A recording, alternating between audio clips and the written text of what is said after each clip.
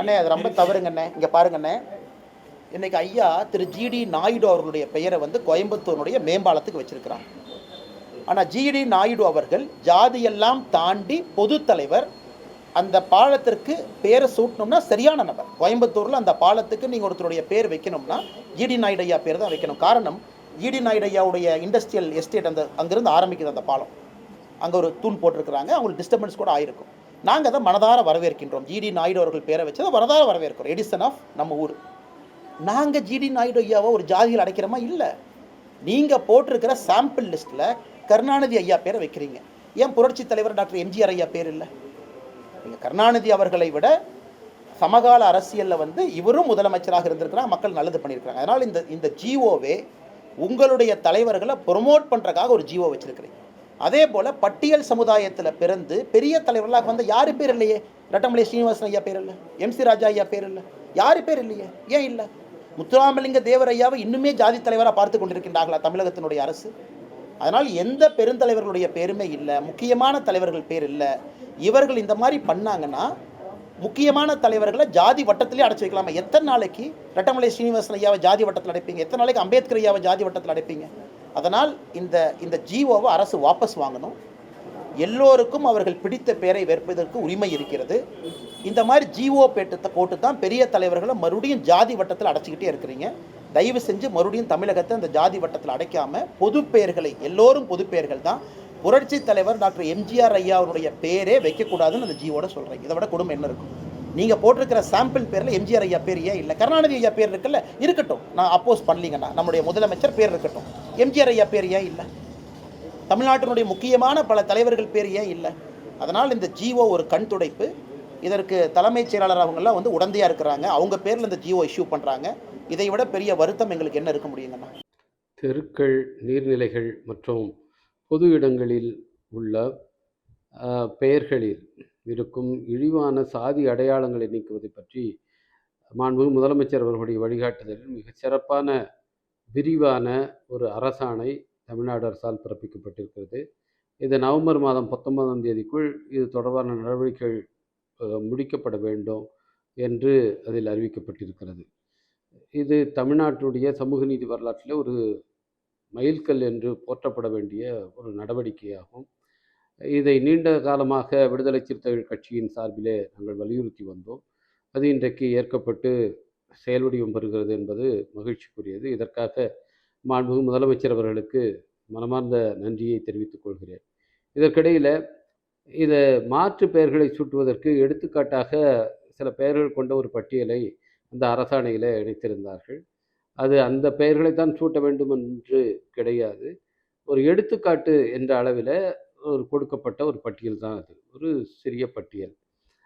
அதை இன்றைக்கு பிரச்சனைப்படுத்தி சில பேர் அதை அரசியல் செய்கிறார்கள். குறிப்பாக அதில் புரட்சி அம்பேத்கர் பெயர் இல்லை என்றும், தமிழ்நாட்டு தலித் தலைவர்கள் பெயர்கள் இல்லை என்றும், இதில் ஒரு குறுக்கு சால் ஓட்ட முயற்சி பண்ணுகிறார்கள். குறிப்பாக பாஜகவினுடைய மேனாள் மாநில தலைவர் அண்ணாமலை அவர்கள் இது தொடர்பாக ஒரு பிரச்சனையை எழுப்பியிருக்கிறார். அவருக்கு தலித் மக்கள் மீது எந்த அளவுக்கு அக்கறை இருக்கிறது என்பது எல்லோருக்குமே தெரியும். இன்றைக்கு தலித் சமூகத்தை சார்ந்த உச்சநீதிமன்ற தலைமை நீதிபதி அவர்கள் மீது செருப்பு வீசப்பட்டிருக்கிறது. இன்றைக்கு பாஜக அரசு அந்த பயங்கரவாதியை இதுவரை கைது செய்து நடவடிக்கை எடுக்கவில்லை.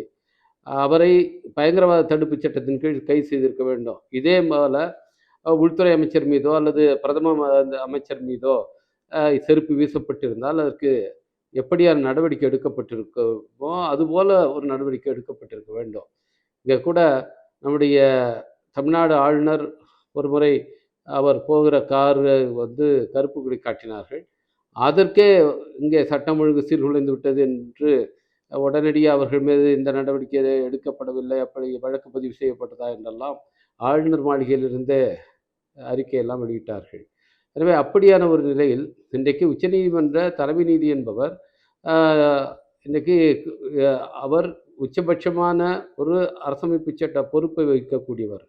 அவர் இன்றைக்கு நீதிமன்றத்திலேயே எல்லோரும் இருக்கும் நேரத்திலேயே இப்படி தாக்கப்பட்டிருக்கிறார். தாக்கப்பட்ட நிலைக்கு பிறகும் கூட அந்த தாக்குதல் தொடுத்த பயங்கரவாதியை எந்த நடவடிக்கையும் இல்லாமல் அவன் பேட்டி கொடுத்து கொண்டிருக்கிறான். இதெல்லாம் இன்றைக்கு ஒரு பெரிய வேடிக்கையாக இருக்கிறது. அண்ணாமலை அவர்கள் இதை பற்றி எதுவும் சொன்னதாக தெரியவில்லை.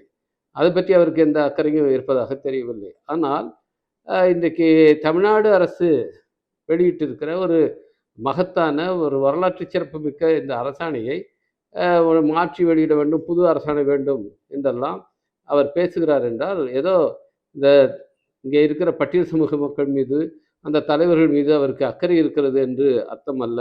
அதற்கு மாறாக இந்த அரசாணையை தடுத்து நிறுத்த வேண்டும் என்று அவர் துடிக்கிறார் என்பதுதான் நாம் புரிந்து கொள்ள வேண்டியிருக்கிறது.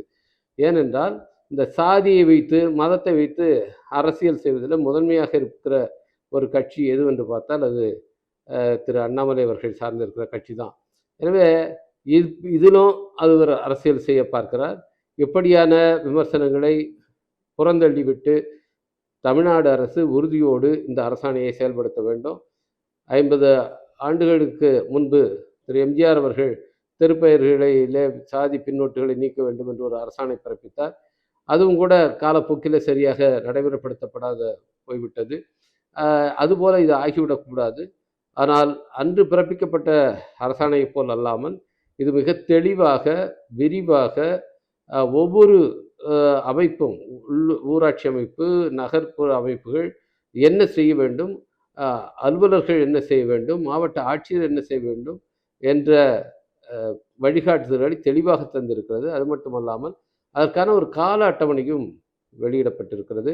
மிகவும் நுட்பமான, நுண்ணுணர்வு சார்ந்த இந்த பிரச்சனையை மிக சிறப்பான முறையில் தமிழ்நாடு அரசு இப்பொழுது கையாண்டு இருக்கிறது. இதற்கு எல்லோருமே உறுதுணையாக இருந்து இந்த அரசாணையை செயல்படுத்துவதற்கு முன்வர வேண்டுமே அல்லாமல் இதில் குறை சொல்லி இந்த அரசாணையை முடக்குவதற்கு யாரும் முற்படக்கூடாது என்று நான் கேட்டுக்கொள்கிறேன்.